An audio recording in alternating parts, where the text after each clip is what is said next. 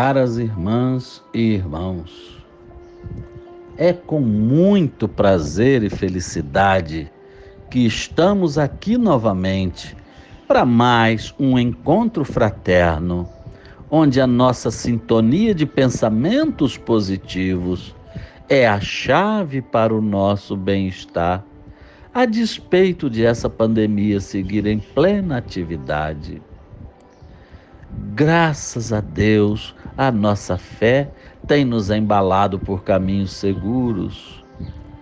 Rogamos ao Pai Celeste que suas bênçãos se façam sentir em todos os corações unidos pelo mesmo propósito nesse momento.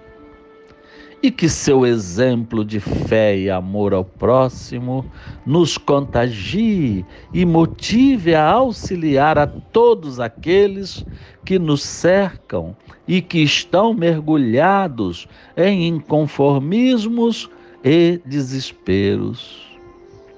Que essa reunião transcorra num clima de muita paz entre todas as famílias. E que todos sintamos o pulsar do coração clemente de Jesus junto ao nosso peito, ritmando nossas vibrações em harmonia com a misericórdia do nosso Deus Criador. Humildemente rogamos a excelsa autorização do Divino Pai, para que possamos iniciar a nossa reunião. Que assim seja. A página que iremos estudar hoje está no capítulo 24 do Evangelho, denominado Não coloqueis a candeia debaixo do alqueire, em seus itens 11 e 12, cujo título é Não são os que estão com saúde que precisam de médicos. Primeiramente, vamos à leitura bíblica. Estando Jesus em casa de Mateus, vieram aí ter muitos publicanos e gente de má vida, que se puseram à mesa com ele e seus discípulos. Então os fariseus que ali também estavam perguntaram aos discípulos: Como é que o vosso mestre come com publicanos e pessoas de má vida? Tendo-os ouvido, disse-lhe Jesus: Não são os que gozam de saúde que precisam de médico. São Mateus, capítulo 9, versículos 10 a 12. Passemos então a ler o comentário do Evangelho. Jesus se acercava principalmente dos pobres e dos deserdados, porque são os que mais necessitam de consolações. Dos cegos dóceis e de boa fé, porque pedem se lhes dê a vista, e não dos orgulhosos que julgam possuir toda a luz e de nada precisar. Essas palavras, como tantas outras, encontram no Espiritismo a aplicação que lhes cabe.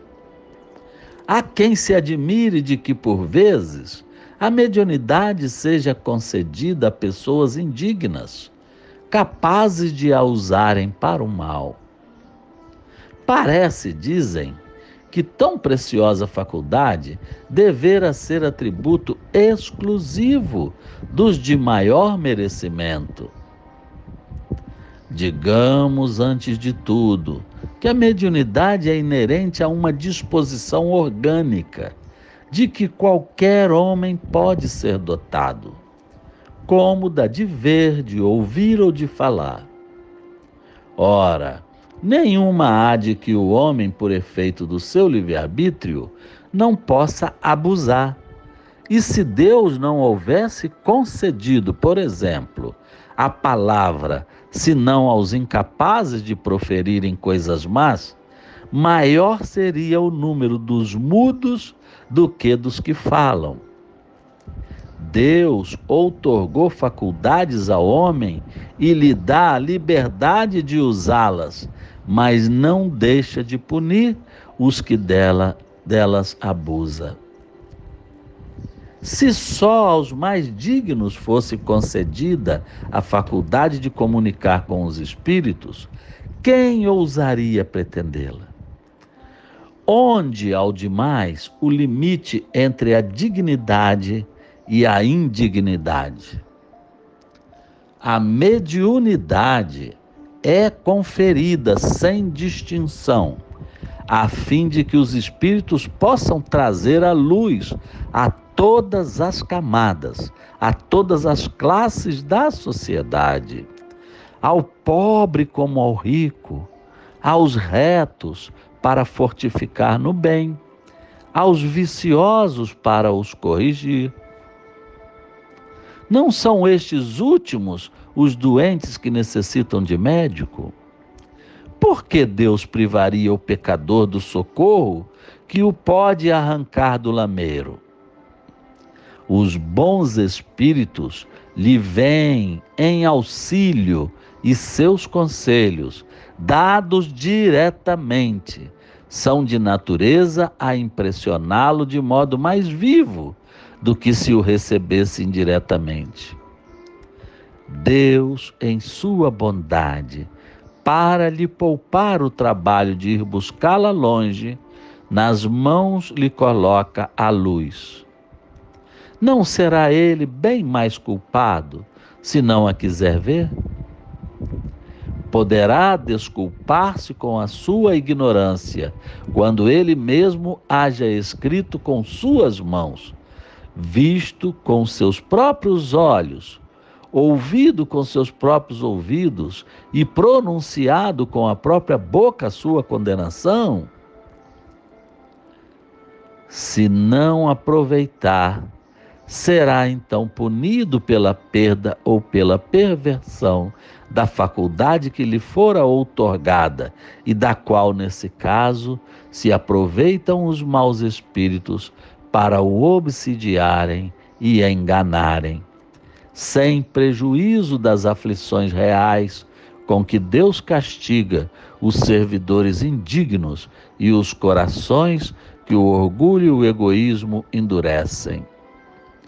A mediunidade não implica necessariamente relações habituais com os espíritos superiores. É apenas uma aptidão para servir de instrumento mais ou menos dúctil aos espíritos em geral. O bom médium, pois, não é aquele que comunica facilmente, mas aquele que é simpático aos bons espíritos e somente deles tem assistência.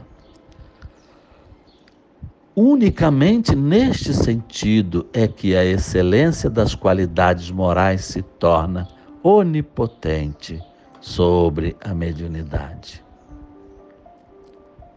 Passemos então ao nosso humilde comentário adicional. Como é linda, meus irmãos e minhas irmãs, essa passagem, quando o mestre categoricamente coloca que os doentes são quem precisam de médico. Transladando essa frase para a nossa realidade vivencial, todos deveríamos devotar grande parte do nosso tempo aos degredados, aos excluídos e aos desesperançosos. É óbvio que é sempre prazeroso estar entre os amigos diletos que comungam dos nossos princípios. Mas que valor espiritual estaríamos conquistando se nos dedicássemos somente a esses amigos, especialmente aqueles que definitivamente não precisam de nós? pois são exatamente esses os nossos companheiros preferidos, as nossas companhias mais habituais. Amemo-los, sim, mas não nos dediquemos somente aos amigos. Quando os mais carentes serão agraciados com o nosso carinho e o nosso devotamento? A cada caridade prestada a alguém que não participa do nosso convívio diário, mais valorizamos os nossos amigos. Por isso, a prática da ajuda aos necessitados traz em si a felicidade e a gratidão de quem recebe e a sensação de dever cumprido para quem doa. Todos somos beneficiados. Aquele filho problemático, em linhas gerais, é quem requer maior atenção dos pais e cuidadores. Da mesma forma, deveríamos agir em sociedade. Aquele que mais precisa é o que requer o nosso maior devotamento e o que deveria, portanto, ser atendido prioritariamente. No instante em que todos nós entendermos esse recado divino, a terra se tornará um local de grande senso de fraternidade, evoluindo a passos largos na direção de Jesus. Muita paz. Vamos agora fazer a fluidificação das nossas águas. Concentremo-nos em Jesus, que curou a todos que o procurou e que continua nos curando de todo tipo de enfermidade. Estendamos nossas mãos na direção das águas, com a convicção de que o Mestre é quem está comandando essa ação. Que participemos com o nosso amor a Deus e com a nossa fé, para que nos transformemos em emissários do Cristo aqui na terra. Obrigado, Senhor Jesus.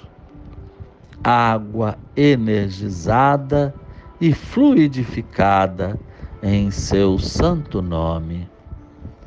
Que assim seja. É chegado o momento do encerramento da nossa reunião de hoje. É o momento em que uma frase se insurge do nosso íntimo para o nosso consciente, exclamando: que pena que acabou. Esperamos que todos tenham se beneficiado dessa união de vibrações fraternas entre nós. Individualmente somos vulneráveis, meus irmãos e irmãs, como uma linha que se arrebenta com facilidade. Unidos nos tornamos fortes como uma corda que é feita da união de várias linhas frágeis. Caminhemos confiantes, tomando todos os cuidados protocolares recomendados. Mas não olvidemos de que Jesus, estando conosco, nada nos carece nem nos fraqueja. Obrigado a esse amigo amado de todos os momentos, mormente nesse período em que a insegurança está provocando aviltamentos na maioria das pessoas. Convosco tudo enfrentamos de cabeça erguida. Muito obrigado a Deus Criador e a Jesus orientador e exemplificador. Obrigado também aos mentores amigos que conosco colaboraram. Que assim seja.